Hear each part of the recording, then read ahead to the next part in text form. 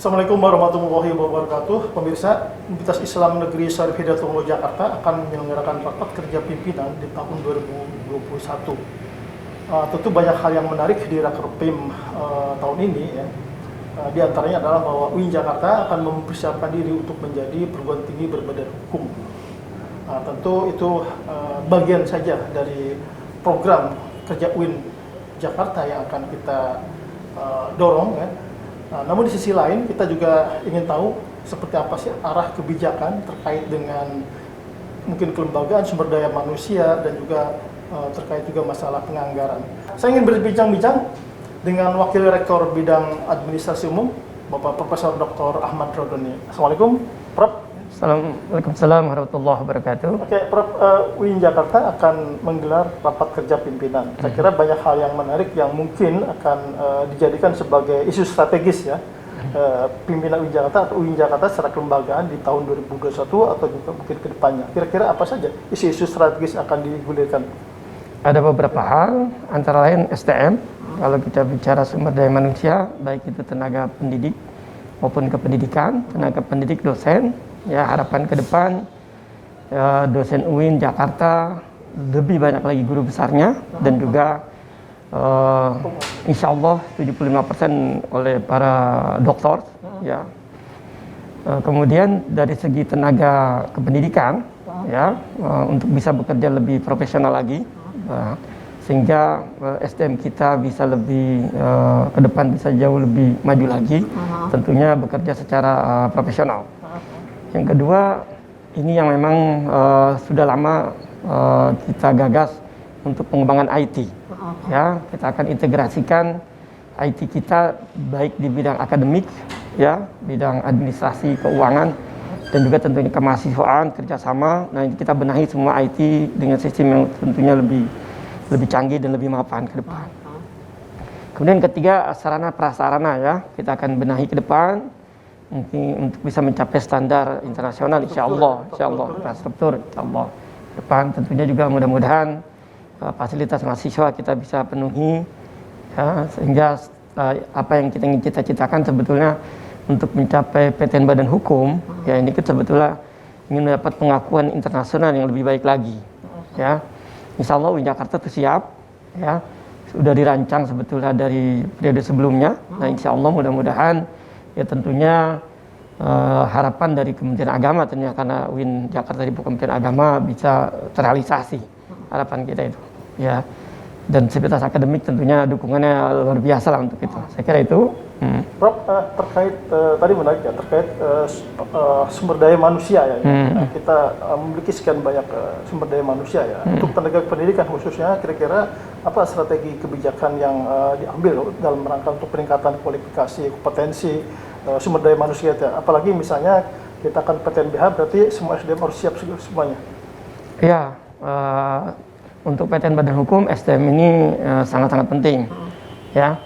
Dimana kita ketahui memang di kita ya tentunya dominan PNS ya, ada beberapa non PNS baik itu tenaga pendidik itu dosen maupun tenaga kependidikan non dosen lah bahasanya gitu kan. Terus kita berbenah, kita udah fasilitasi sebetulnya untuk tenaga kependidikan ya, untuk staf ini ada BPJS macam iuran BPJS, kita fasilitasi ada ke depan pesangon seperti apa itu juga ya, tentunya dengan melakukan beberapa peningkatan kompetensi itu penting saya kira, baik melalui pelatihan maupun workshop dan seterusnya tentunya terstruktur. Nah, ini memang tantangan mental dari MAP mungkin misalnya ada PNS atau ASN yang kinerjanya dalam tanda petik, nah ini kita harus benahi ya. Tentunya nanti dengan PTN Badan Hukum akan tersaring dengan sendirinya karena kita butuh memang betul-betul iya, orang yang profesional untuk bisa bekerja dengan baik. Ini mungkin lihat saya berkata tantangan pimpinan. Apakah juga ada kebijakan semacam reschooling seperti itu untuk peningkatan kompetensi tadi, Steve? Iya, di Biro AUK ya nanti insya Allah dengan PTN Badan Hukum sebetulnya tidak ada istilah biro lagi. Jadi nanti ada di bawah Wakil Rektor biasa berupa direktur, ya ada direktur, jadi bertanggung jawab ke ya direktur bertanggung jawab kepada Warek, langsung Warek kepada rektor tentunya.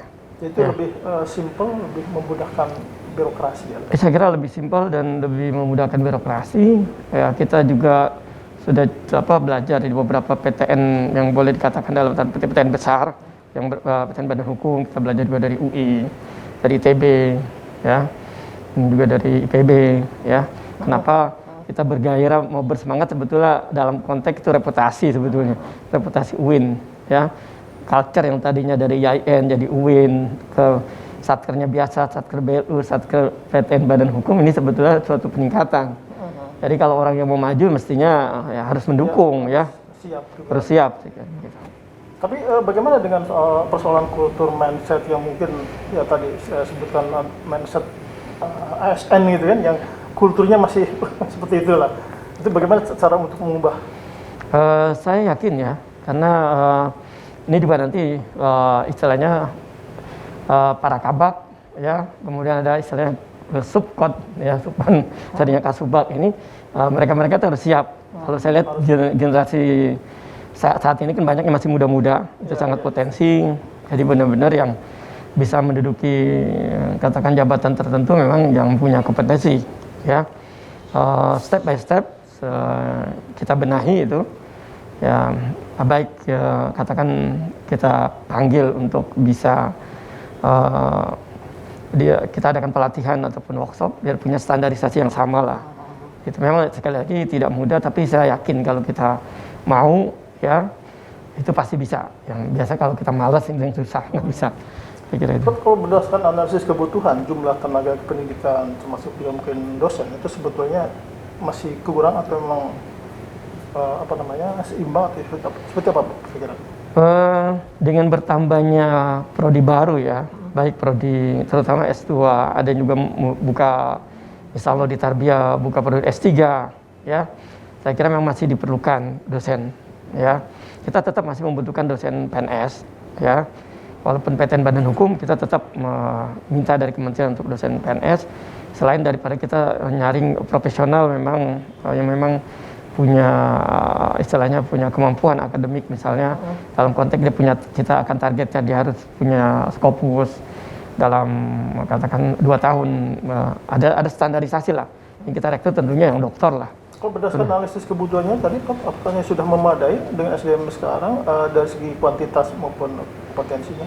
Kalau lihat kita dari akreditasi, ya, saya kira karena kita akreditasi kita kalau di PTKN kita masuk ke akreditasi unggul terbanyak di PTKN, dalam tanda petik, ya, masalah ini ya dalam tanda petik sudah memadai, tapi yang jelas kita kan harus berbenah terus, ya, jadi masih diperlukan, ya.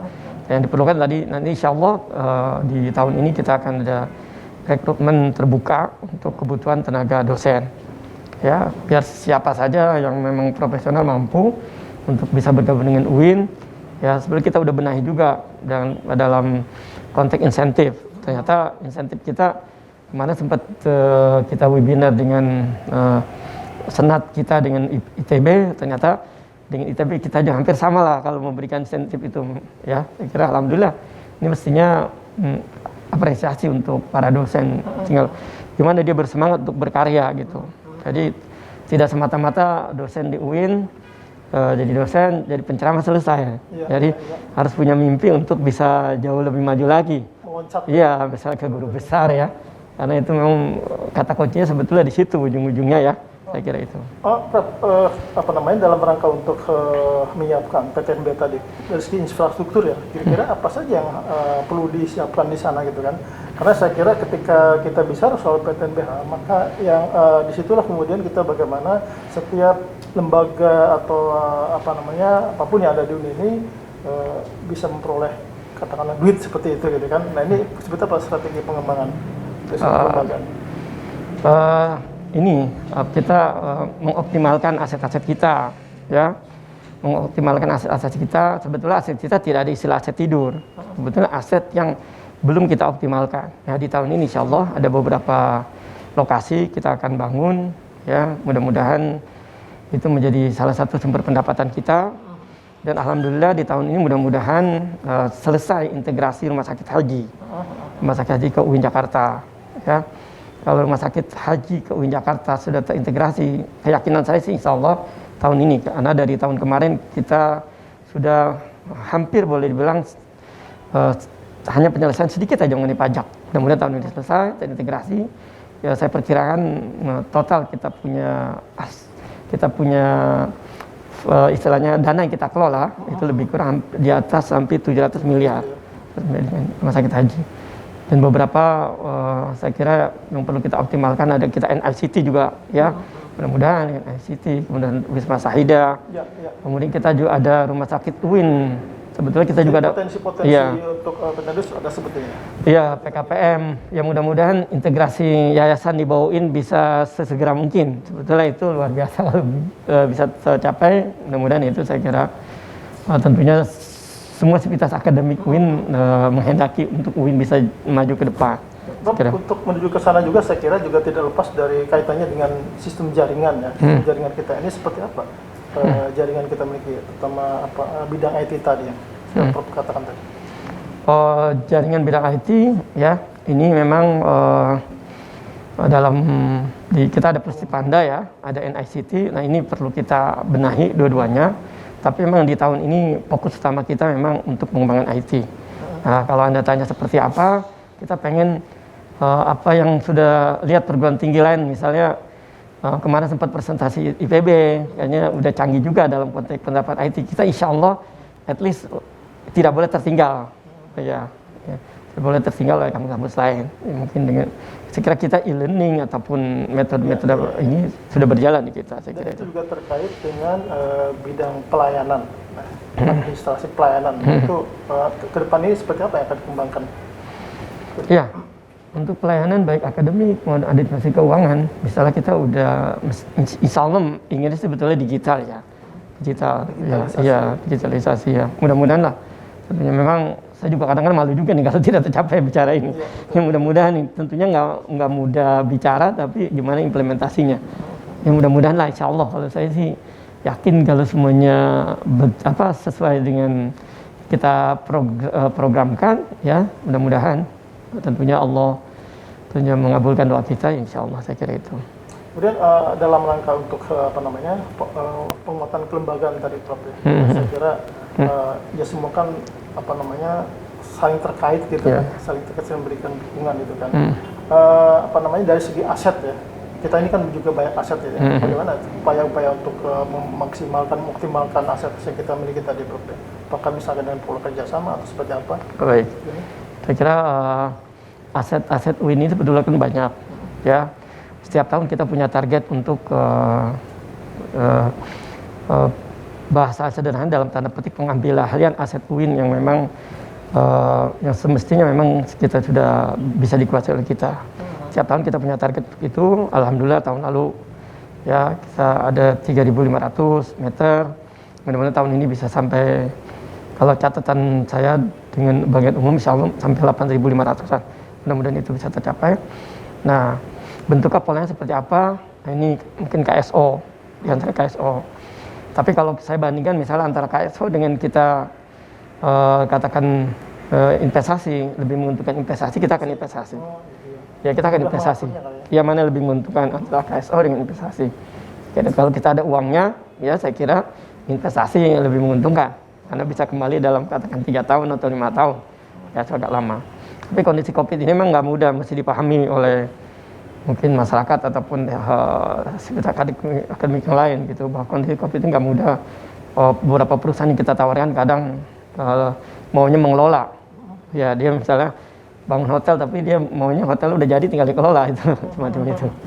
Ya. Prof, kembali ke soal isu di Rakerpim ini. Jadi kira-kira apa saja poin-poin apa saja yang paling penting yang perlu disampaikan kepada seluruh sivitas akademika terkait dengan upaya UIN Jakarta menjadi rekognisi global dan kemudian juga PTNBA tadi. Rakerpim tahun ini beda memang dengan tahun-tahun dan sebelum-sebelumnya. Biasanya kalau sebelumnya itu dibagi 4 komisi. Biasanya komisi A, akademik, komisi B, administrasi umum, C, kemahasiswaan, D misalnya kerjasama, tapi ini kita fokus ke arah tadi recognize global. Kita fokus misalnya untuk pembenahan di bidang IT, Jadi untuk IT ada satu komisi tersendiri untuk dibenahi IT.